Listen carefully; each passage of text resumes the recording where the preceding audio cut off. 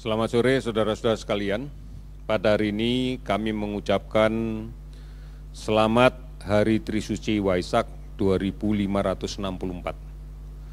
Semoga saudara-saudara kami yang beragama Buddha bisa mendapatkan berkah dan semangat pada Waisak ini untuk membawa kedamaian, kebahagiaan, keselamatan, dan semangat toleransi dalam menjaga keharmonisan bangsa, dan semoga kita bisa menyelesaikan pandemi COVID-19 ini dengan sebaik-baiknya.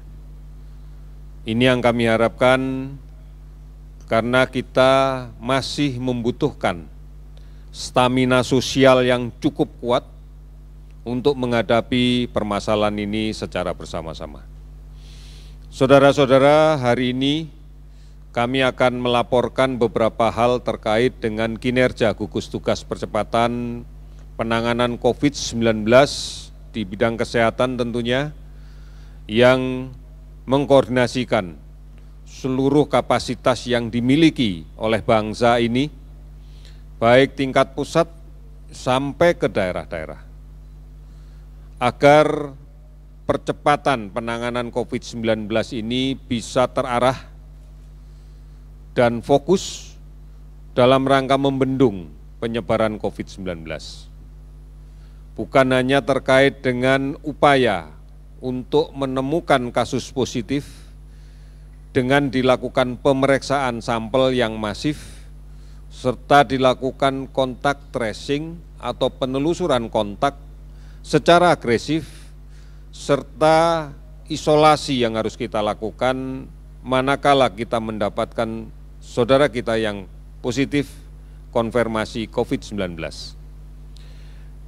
Kemudian kita juga menginginkan ada perubahan perilaku pada masyarakat dalam rangka untuk mendapatkan layanan konsultasi medis.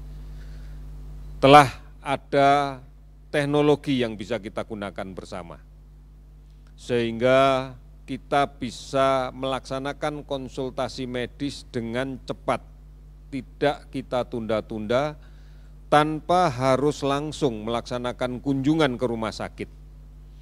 Sudah barang tentu ini akan lebih menguntungkan karena juga akan mengurangi kemungkinan terjadinya resiko tertular penyakit pada saat kita dalam perjalanan menuju rumah sakit atau pada saat menunggu saat konsultasi medis di rumah sakit.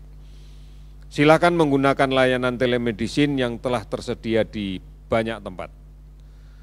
Kemudian pemerintah menyadari bersama bahwa upaya untuk menghentikan COVID-19, pandemi COVID-19 ini harus berbasis pada komunitas. Oleh karena itu, komunikasi dengan semua pihak harus kita laksanakan dengan efektif untuk suatu pemahaman yang sama, detail, dan mampu dilaksanakan oleh masyarakat, baik serta transparan. Ini menjadi penting. Sebagai contoh, kebijakan pembatasan sosial berskala besar hendaknya dimaknai oleh semua masyarakat melalui tokoh-tokoh panutan yang ada di masyarakat, baik tokoh agama, tokoh adat, dan sebagainya, agar betul-betul dipahami oleh masyarakat sebagai upaya untuk memutuskan rantai penularannya. Ini yang menjadi penting, sehingga PSBB adalah kebutuhan semua masyarakat, bukan hanya kebutuhan pemerintah yang kemudian harus dikontrol dengan ketat dan bahkan mungkin diancam dengan sanksi oleh aparat hukum, aparat negara hanya untuk menjalankan PSBB ini. Tetapi menjadi kesadaran yang tumbuh di dalam masyarakat sendiri, yang berdisiplin dengan suatu keyakinan yang kuat untuk menghadapi pandemi COVID-19 ini. Ini yang menjadi penting. Disadari bahwa dampak dari upaya untuk memutuskan rantai penularan ini tentunya akan memberikan dampak yang tidak baik atau dampak yang negatif bagi beberapa saudara-saudara kita. Di antaranya ada yang kemudian terpaksa harus kehilangan pekerjaan, terpaksa harus kemudian tidak bisa mendapatkan penghasilan yang biasanya rutin didapatkan tiap hari.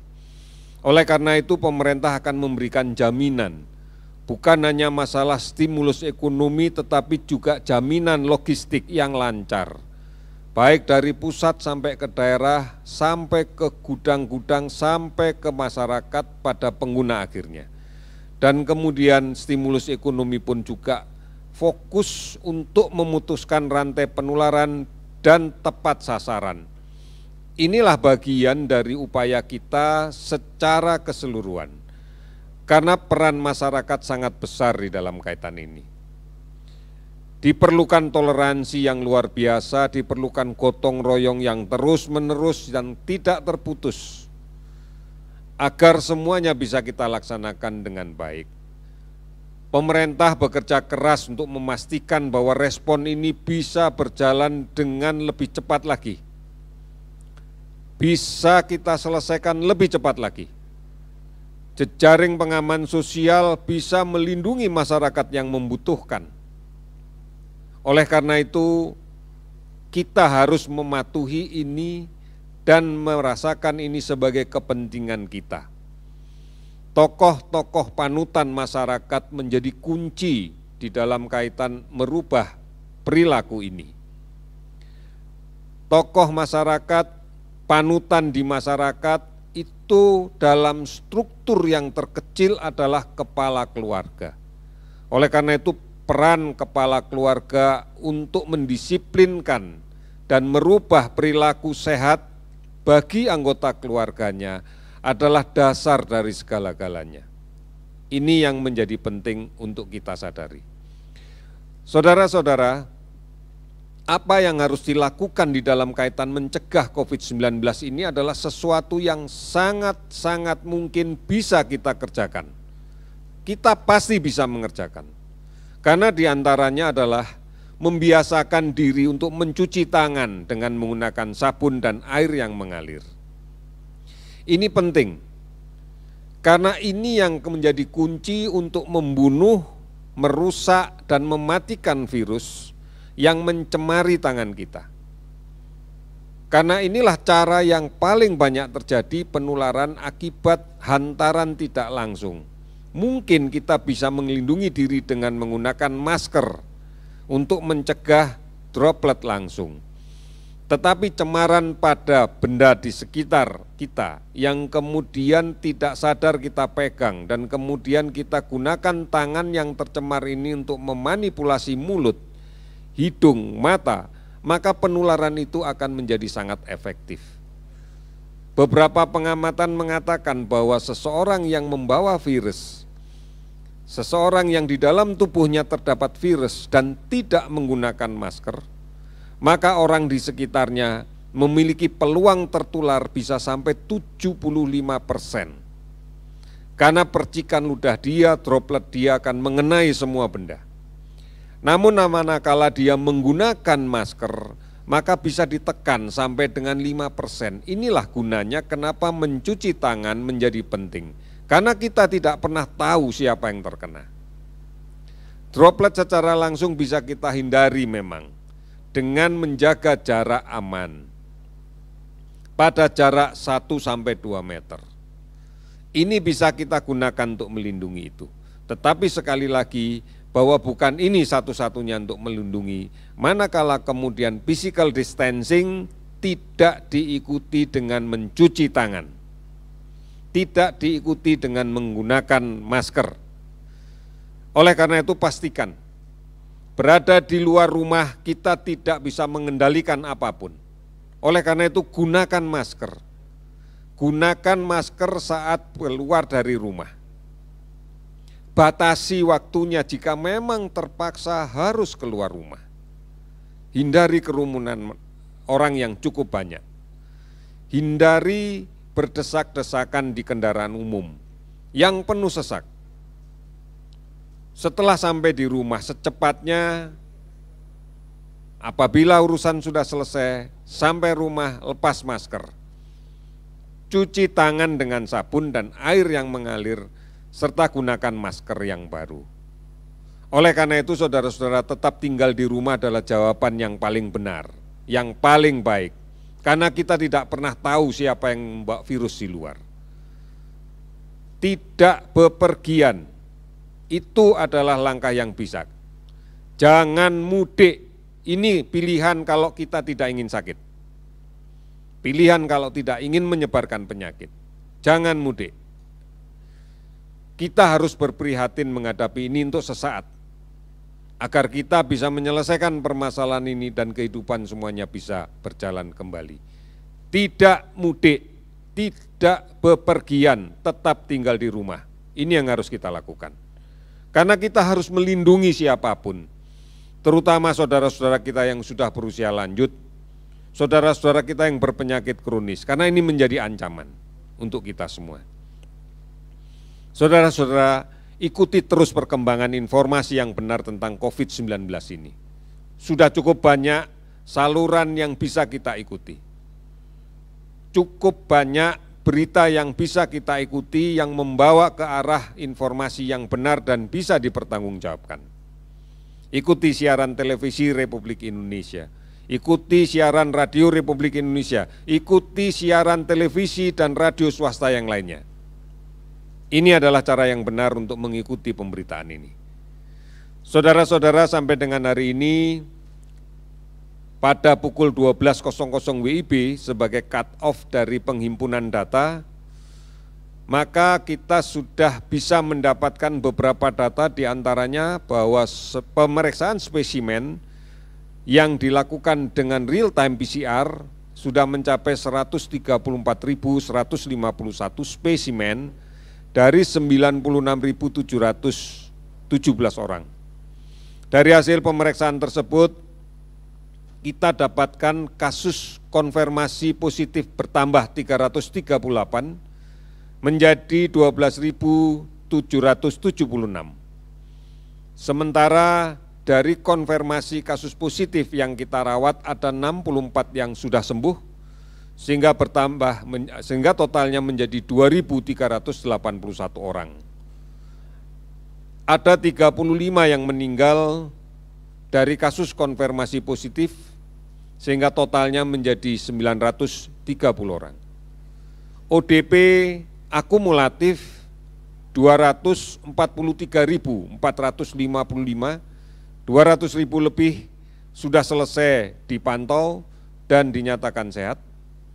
PDP 28.508 orang, ini masih akan menunggu pemeriksaan PCR dan sebagian sudah selesai diawasi secara khusus sehingga kemudian sudah dikeluarkan dari daftar PDP. 354 kabupaten kota terdampak di 34 provinsi. Sebaran pasien sembuh terbanyak adalah DKI Jakarta, Sulawesi Selatan, Jawa Timur, Bali, Jawa Barat dengan total keseluruhan 2.381 pasien. Oleh karena itu, gambaran-gambaran ini masih menggambarkan bahwa penularan COVID-19 masih terjadi. Gambaran di atas memberikan gambaran bahwa penularan masih terjadi. Oleh karena itu, kita tidak dihadapkan pada pilihan yang lain selain memutuskannya. Selain memutuskan penularan ini. Oleh karena itu, kita harus berperan semuanya. Mari tetap berada di rumah. Ini lebih aman. Beribadah di rumah. Majelis Ulama sudah mengeluarkan fatwa untuk menganjurkan taraweh, tadarus, dan itikaf di rumah. Oleh karena itu, jangan melanggar ini.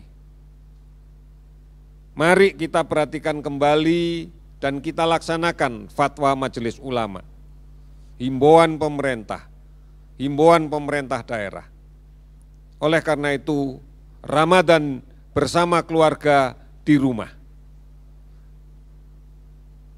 Ibadah Ramadan bersama keluarga di rumah. Ini prinsip yang akan kita jalankan.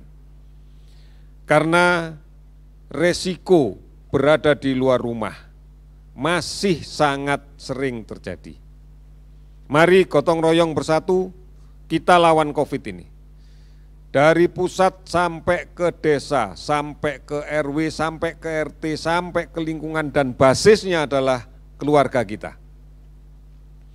Oleh karena itu, mari kita harus mempersepsikan dengan tegas bahwa upaya terdepan di dalam memerangi COVID ini adalah kita, adalah keluarga kita, adalah tetangga kita, adalah lingkungan kita. Ini garda terdepan untuk memerangi COVID. Jangan menunggu sakit. Jangan menunggu dirinya dirawat sehingga menjadi beban untuk dokter, perawat, dan yang lain-lainnya. Kita yang berada di depan. Kita yang harus bertanggung jawab untuk mencegah ini. Oleh karena itu, mari kita selamatkan keluarga kita. Kita selamatkan tetangga kita. Kita selamatkan lingkungan kita. Kita akan bisa menyelamatkan negara ini. Kita akan bisa menyelamatkan Indonesia. Kita pasti bisa.